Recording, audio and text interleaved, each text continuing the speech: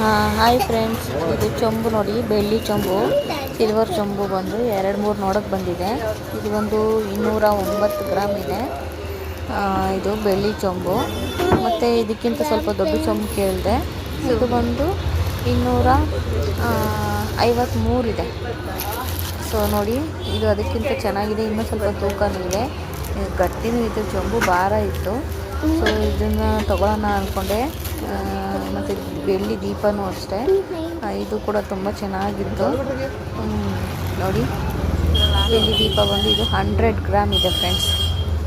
100 gram ಇದೆ ಬೆಳ್ಳಿ ದೀಪ. ಯಾರು ತೊಗೊಂಡ್ರೆ ಬೆಳ್ಳಿ ದೀಪ 100 ಗ್ರಾಮೇ ತೊಗೊಳ್ಳಿದ್ದು, ಡೈಲಿ ಯೂಸ್ ಮಾಡ್ಬೋದು. ಇನ್ನೊಂದು ಬಂದು ಇದು ಬಂದು 70 ಗ್ರಾಮ್ ಇತ್ತು. 70 ಗ್ರಾಮ್ ಇದ್ದು ಸ್ವಲ್ಪ ಚಿಕ್ಕದಾಗಿತ್ತು.